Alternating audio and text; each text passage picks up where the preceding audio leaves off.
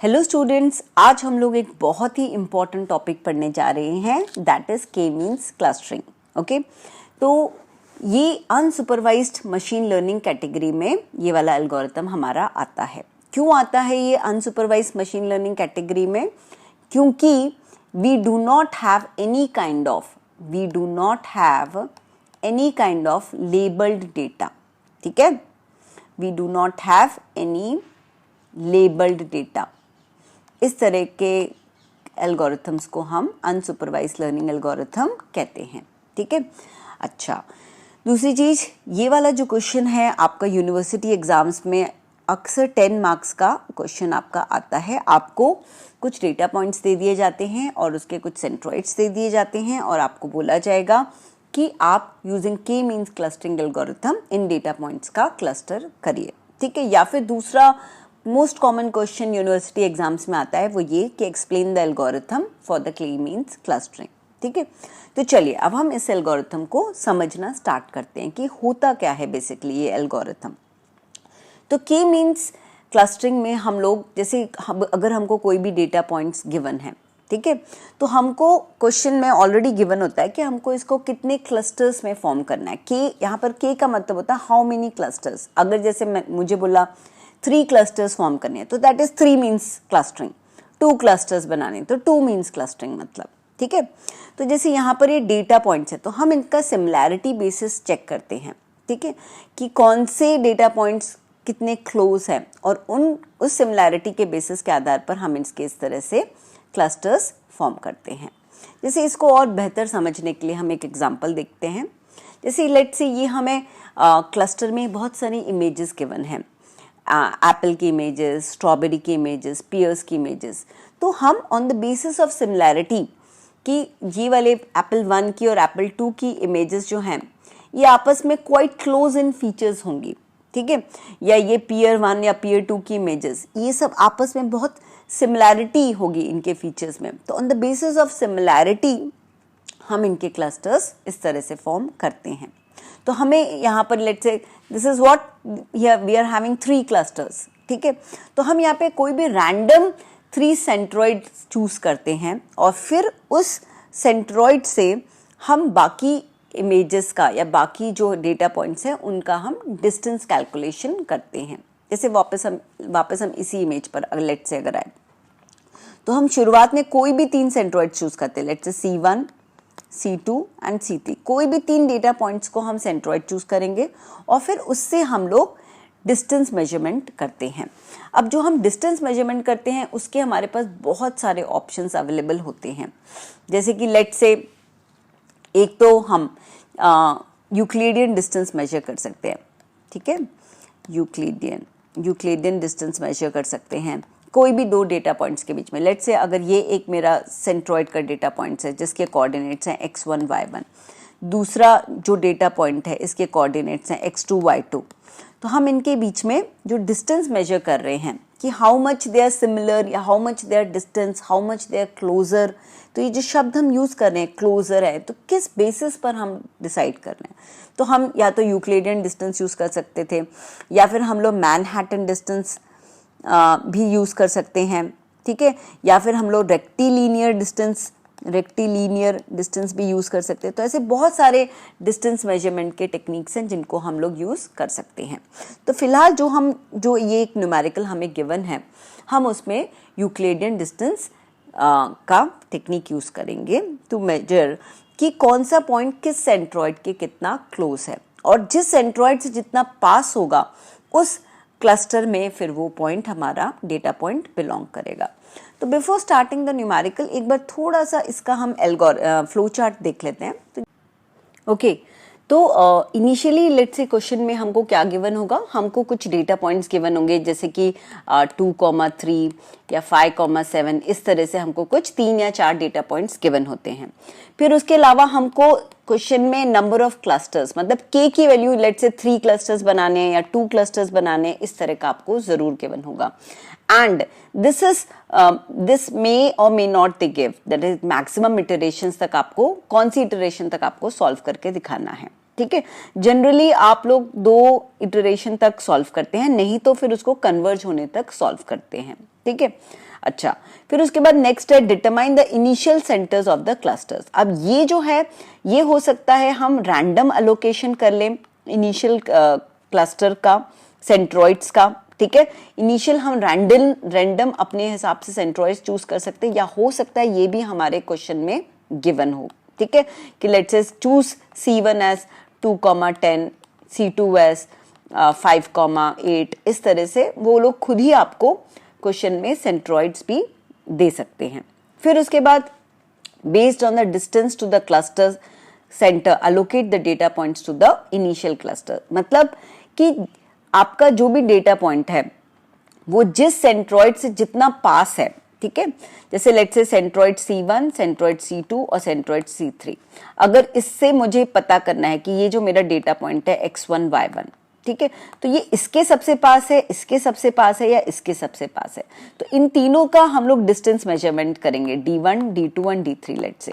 तो तीनों के डिस्टेंसेस हम चेक करेंगे, जिसके डिस्टेंस सबसे ज्यादा कम होगा उस क्लस्टर को ये हमारा पॉइंट जो गिवन डेटा पॉइंट है वो बिलोंग करेगा। और ये डिस्टेंस हम चेक किस बेसिस पर करेंगे, हम ये चेक करेंगे यूक्लिडियन डिस्टेंस के बेसिस पर, ठीक है। लेट्स से हमारे इस पर्टिकुलर टिपिकल एग्जांपल में, लेकिन ये जरूरी नहीं है, हम लोग रेक्टिलिनियर या फिर मैनहट्टन डिस्टेंस भी चूज कर सकते थे, ठीक है। फिर उसके बाद फिर हम देखेंगे कि calculate the average of the data points as new centre. मतलब अब हमें न्यू सेंट्रॉइड्स इसमें डिसाइड करने होते हैं कि हमारे अब न्यू सेंट्रॉइड्स कौन से हैं, वो कैसे हम एवरेज लेके दिखाते हैं, वो हम आपको न्यूमेरिकल में और अच्छे तरीके से बताएंगे। फिर उसके बाद हम चेक करेंगे कि क्या हमारे जो डेटा पॉइंट्स है क्या वो क्लस्टर चेंज कर रहे हैं या अनचेंज्ड है, ठीक है। तो फिर ये हम लोग इसको डिसीजन करते हैं और उसके बेसिस पर हम वापस क्लस्टरिंग करनी है कि नहीं करनी है, हम ये डिसाइड करते हैं। तो ये फ्लो चार्ट अभी बस मैंने आपको दिखाया है, अभी हम वापस रिविजिट कर सकते हैं इस फ्लो चार्ट को, ठीक है। तो let's proceed with the numerical. उसके बाद हम फिर से आपको ये फ्लो चार्ट रिविजिट करेंगे तो आपको और अच्छे से समझ में आएगा। Okay, so let's say this is our question. इस क्वेश्चन में आपको कुछ डेटा पॉइंट्स गिवन हैं। कितने डेटा पॉइंट्स हैं? 1, 2, 3, 4, 5, 6, 7, 8। तो ये आपको ये 8 डेटा पॉइंट्स गिवन हैं, ठीक है। और इनिशियली क्वेश्चन में ये भी मेंशन्ड है कि आपका जो k की वैल्यू है दैट इज 3। आपको 3 मींस क्लस्टरिंग करनी है, मतलब यहाँ पर। और इनिशियल जो क्लस्टर के हमारे सेंटर्स हैं, ये सेंट्रॉइड जो C1 है वो 2,10 है, सेंट्रॉइड C2 ये है और सेंट्रॉइड C3 1,2 है। तो हम लोग इसको सॉल्व कैसे करते हैं? हम लोग सबसे पहले टेबल फॉर्म कर लेते हैं।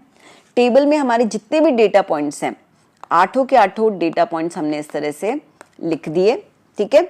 उसके बाद हम क्या करेंगे, फिर हम अपने सेंट्रॉइड्स की वैल्यू यहाँ लिख देते हैं, centroid C1, centroid C2 and centroid C3। इस तरह से हमने ये तीनों सेंट्रॉइड्स लिख दिए। अब हम तीनों से डिस्टेंस मेजर करेंगे।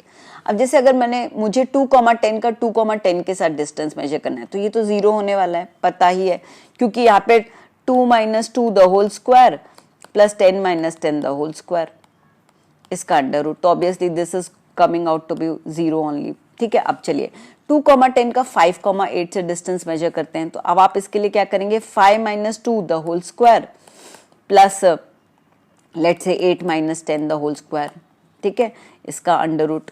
तो इसकी आपको एक वैल्यू कैलकुलेट करके जो भी मिलेगी 3.6 के आसपास इसकी वैल्यू आती है, ठीक है। फिर वैसे ही आप 2,10 का 1,2 के साथ करेंगे डिस्टेंस। तो हर बार आप ये यूक्लिडियन डिस्टेंस इस तरह से मेजर करेंगे, ठीक है। तो इस स्लाइड में आपके लिए मेजरमेंट करके रख दिया है। तो मैंने 2,10 का 2,10 के साथ, देन 5,8 के साथ, देन 1,3, तीनों सेंट्रॉइड्स के साथ हमने इसके डिस्टेंसेस मेजर करी हैं। और फिर हम ये चेक करेंगे कि जो पॉइंट A1 है, लेट्स से इसका नाम A1 है, ये कौन से सेंटर को बिलोंग करता है। तो ये क्लस्टर 1 को बिलोंग करता है, क्योंकि इसके साथ इसका मिनिमम डिस्टेंस है, ठीक है।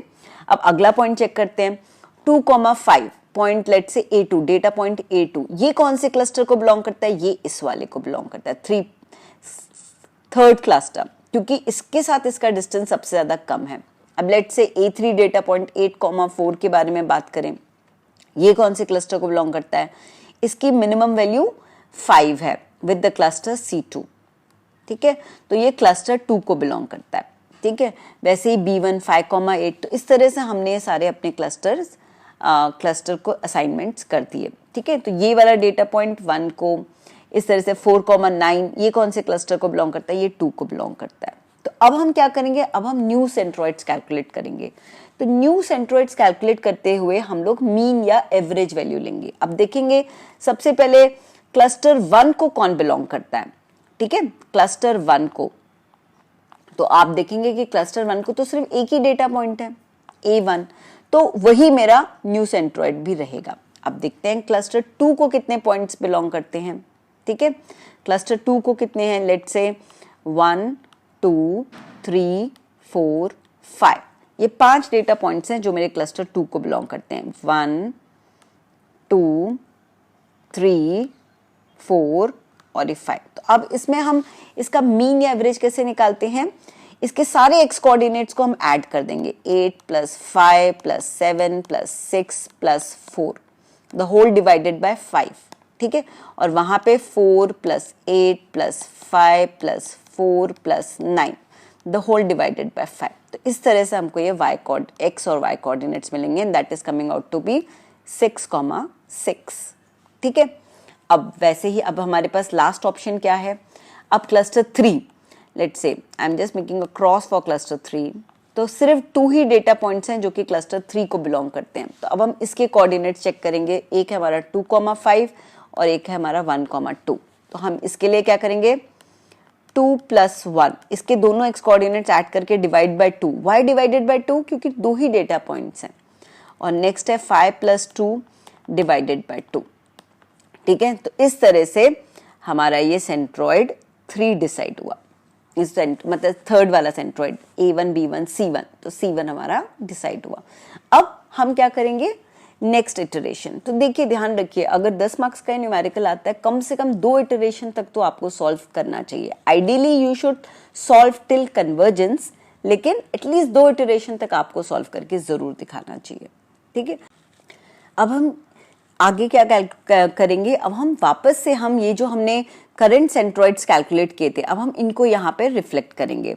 जैसे सेंट्रोइड क्लस्टर 1 जो था उसका सेंट्रोइड लेट से A1 था, क्लस्टर 2 जो था उसका सेंट्रोइड लेट से B1 था, ठीक है। ये क्लस्टर 1 था मेरा, ये क्लस्टर 2 था मेरा, और ये क्लस्टर 3 जो था उसका सेंट्रोइड लेट से C1 था मेरा, ठीक है। तो पहले जैसे मैंने C1 C2 C3 लिखा था, या फिर आप A1 B1 C1 ये भी लिख सकते हो, ठीक है। चलिए, तो अब हम देखेंगे कि जो पहला डेटा पॉइंट है ये कौन से क्लस्टर को बिलोंग करता है। तो ये इसके साथ क्लस्टर 1 के साथ सबसे कम डिस्टेंस है, तो अभी भी ये क्लस्टर 1 को है और पहले भी ये क्लस्टर 1 को था, तो मतलब ये डेटा पॉइंट शिफ्ट नहीं हो रहा। A2 को चेक करेंगे, ये क्लस्टर 3 के साथ इसका सबसे कम डिस्टेंस है, तो यानी कि पहले भी 3 को था, अभी भी 3 को है। तो हम ओल्ड क्लस्टर और न्यू क्लस्टर चेक करते हैं कन्वर्जेंस के लिए, ठीक है, कि क्या कोई भी डेटा पॉइंट्स, जब तक सारे के सारे डेटा पॉइंट्स शिफ्टिंग बंद कर दें तब तक हम ये इस इटरेशंस को परफॉर्म करते हैं, ठीक है।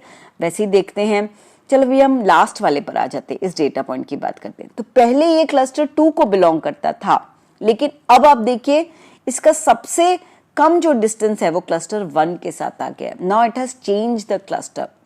तो जब तक कोई एक सिंगल डेटा पॉइंट भी हमारा क्लस्टर बदलता चला जाएगा तब तक हमारा कन्वर्जेंस नहीं होता एल्गोरिथम का, तब तक हमें इटरेशंस परफॉर्म करनी पड़ती है, ठीक है।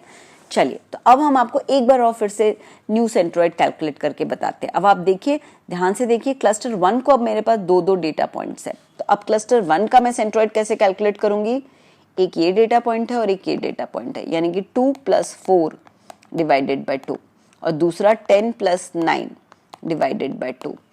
तो ये मेरे नए सेंट्रोइड्स आ गए 3,9.5।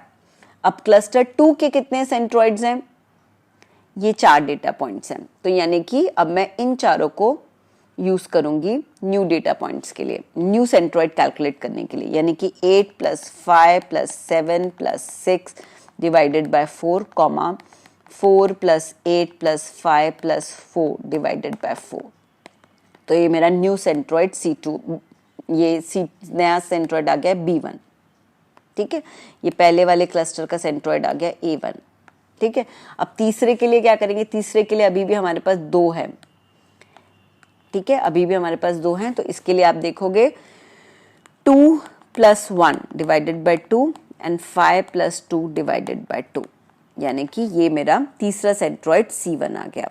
तो ये आप यहाँ से, ये आपका तीसरा आ गया, ठीक है।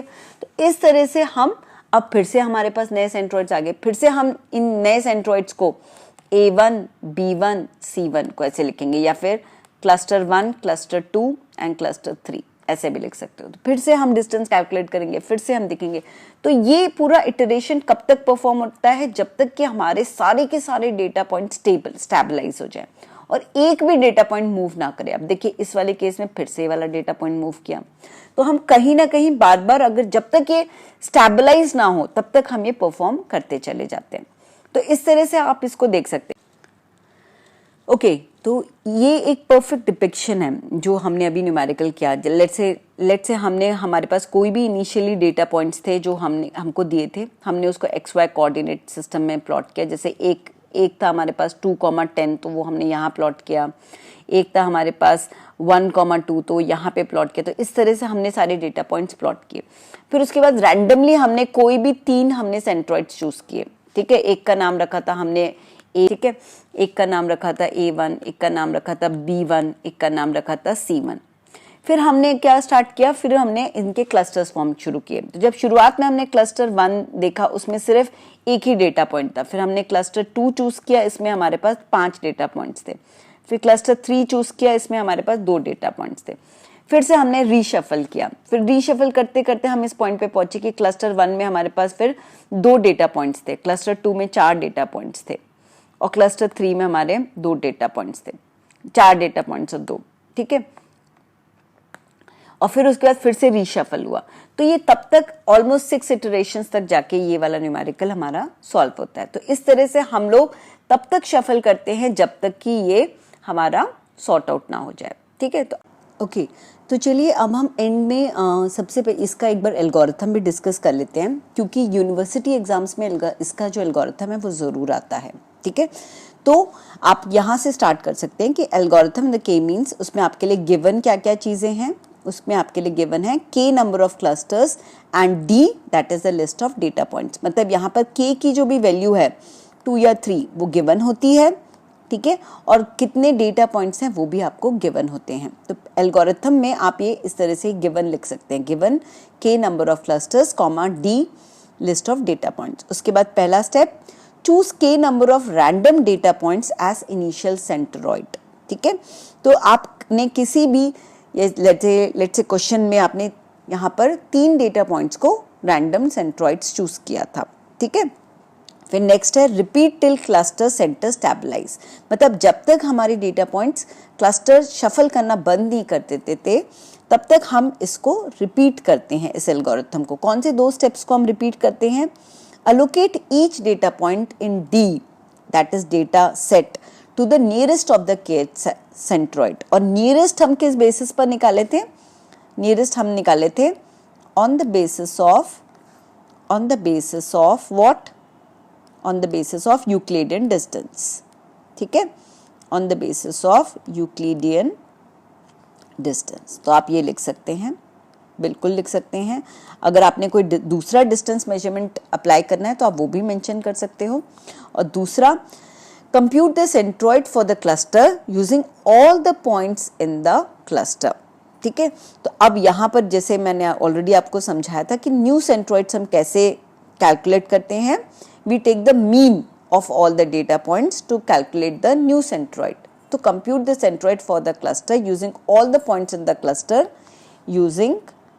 using average या mean value, using average या mean value of data points, तो ये हमारा k मीन्स एल्गोरिथम कंप्लीट होता है, ठीक है। तो ध्यान रखिए, हो सकता है न्यूमेरिकल आए, हो सकता है एल्गोरिथम है। अगर सिर्फ एल्गोरिथम भी एक्सप्लेन करने को आए तो भी ये जो मैंने आपको फर्स्ट ये वाला जो फिगर दिखाया था, इस तरह वाला, सॉरी ये वाला, ये आप ज़रूर ड्रॉ करिएगा, क्योंकि हमेशा फिगर ड्रॉ करने के आपको 2 से 3 मार्क्स ज़रूर मिलते हैं, ठीक है। और दूसरी चीज़ आप ये भी ड्रॉ करिए, मेंशन करिएगा कि एंड में अंत भला तो सब भला, मतलब एंड में थोड़े से एडवांटेजेस डिसएडवांटेजेस ये भी आपको ज़रूर लिखना चाहिए। जैसे मैंने कहा एडवांटेजेस इसके क्या है, advantages of k means algorithm, it is very simple, easy to understand. ये तो सबका फेवरेट एडवांटेज होता है किसी भी एल्गोरिथम की तारीफ करने के लिए। It is also efficient in which the time taken two cluster, actually बहुत ही एक्चुअल में भी ये बहुत फास्ट होता है और एफिशिएंट होता है। And no other clustering algorithm performs better than k means. ठीक है, ये तो ज़्यादा हो गया है ना, बट एनीवे अब इसके कुछ डिसएडवांटेजेस भी हैं। The user needs to specify initial value of the K, हमें इनिशियल वैल्यू के की, मतलब के मीन्स में हमें कितने क्लस्टर फॉर्म करने हैं ये हमें बताना पड़ता है। The process of finding the cluster may not converge, हो सकता है कोई ना कोई एक आध डेटा पॉइंट अपना क्लस्टर शफल करता रहे और हमें 6, 7, 8, 9 इटरेशंस तक जाना पड़ जाए। It is not suitable for discovering clusters that are not hyper ellipsoids or hyper spheres, जो हमारे स्पेरिकल ना हो क्लस्टर्स उनके लिए ज़्यादा सुटेबल, मतलब ये बेटर होता है अगर हमारे इस तरह के क्लस्टर्स बन रहे हैं जहाँ स्पेरिकल हो या एलिप्स वाले स्ट्रक्चर्स हो, उन क्लस्टर्स उनके लिए ज़्यादा सुटेबल होता है। तो thank you so much for your patient listening. Bye bye.